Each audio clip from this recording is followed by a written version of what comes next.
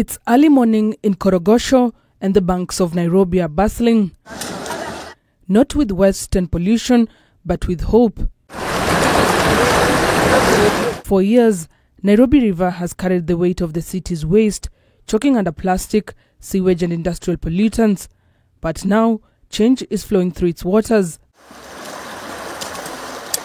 The Climate Works program is one of several initiatives in the area working to reclaim the river.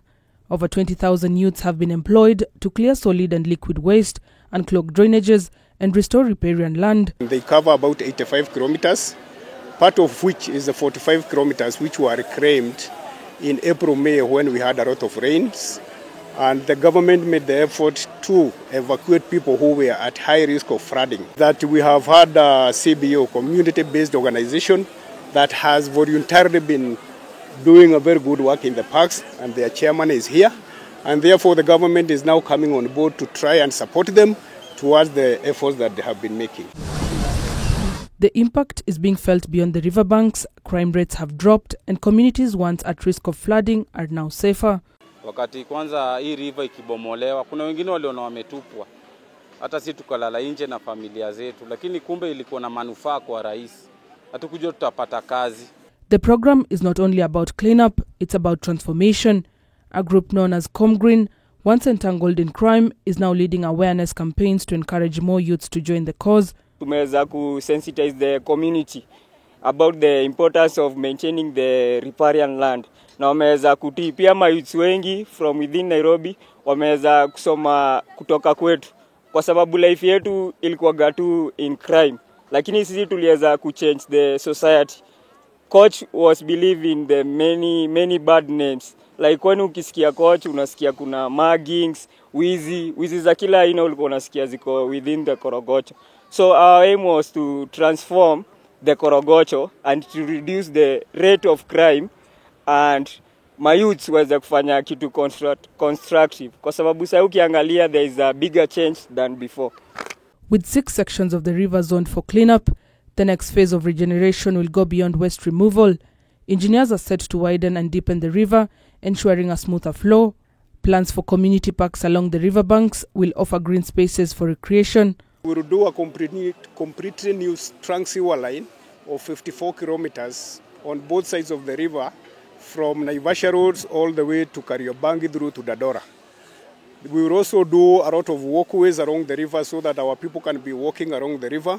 Of course, that will be integrated with very good bridges so that our people can cross from one side of the estate into the other through those bridges, and also improve the motorized bridges that are there. And one of the things that will come up here is that you see we have a football pitch here. Part of what we will be doing is to improve this football pitch, expand the community park so that the effort that the communities have been making will be subsidized by the government. However, challenges remain. Calls are growing for better protective gear for workers and more youth to be recruited into the program.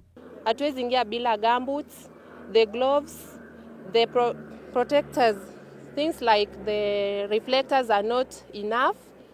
So tukiweza saidiwa na vitu kama hizo, we can be ahead na tuta make sure kazi imeendelea.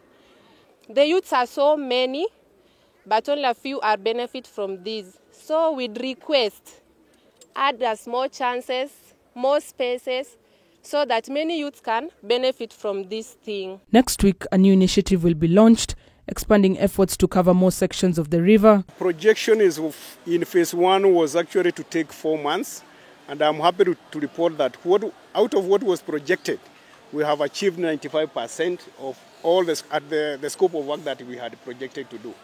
That includes unclogging of the river, removal of waste and taking it to the Dadora dam site, making sure that the clogged sewer systems are unclogged, planting of trees. We have actually done a lot of tree seedlings that will eventually be planted within the riparian and the areas to be reclaimed. A cleaner Nairobi River is no longer a distant dream. It's becoming a reality. One cleanup at a time, one job at a time. The city's lifeline is being restored. Gertrude Burgay, K24 TV.